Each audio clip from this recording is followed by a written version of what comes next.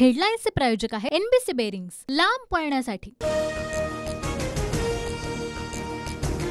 नाशिक शिक्षक मतदारसंघात पहिल्या आणि दुसऱ्या पसंतीच्या मतमोजणीमध्ये किशोर दराडे आघाडीवर।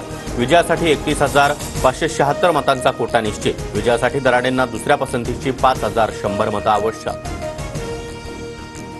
मुंबईमध्ये ठाकरे गटाचे दोन्ही शिलेदार विजयी। पदवीधरमधून अनिल परब तर शिक्षकमधून जमो अभ्यंकर। भाजपचे निरंजन डावखरे यांनी कोकणचा गड राखला। निवडणुकीमध्ये परब अरब असल्यासारखे आले। ठाकरे गटाकडून नोटांचा वापर। भाजपच्या आशिष शेलार यांचा आरोप।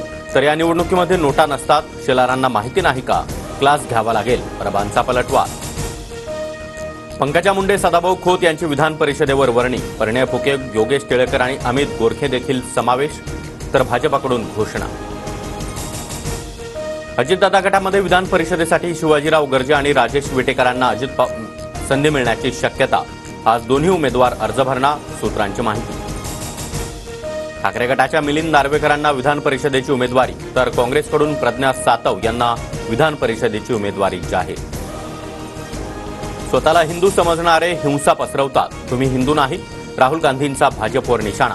लोकसभेतील गोंधळावरून महाराष्ट्र विधान परिषदेत शिवेगाळ। प्रसाद लाड, अंबादास दानवे आमने सामने। उपसभापती गोरे आज वक्तव्य तपासून घेणार।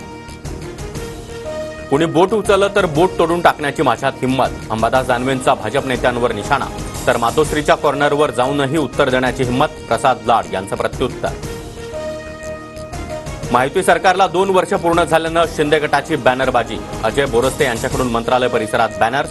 2 वर्ष समृद्धीची, उज्ज्वल महाराष्ट्राच्या पायाभरणीची बॅनरवर उल्लेख।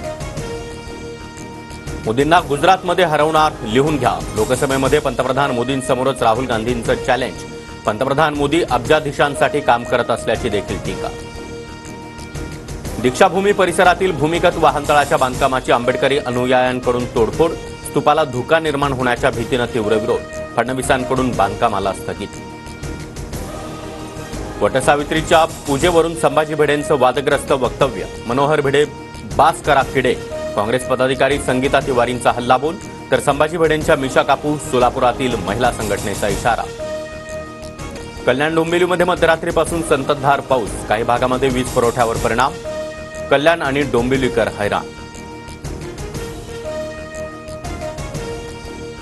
हेडलाईन्सचे प्रायोजक आहे एनबीसी बेरिंग्स, लांब पळण्यासाठी।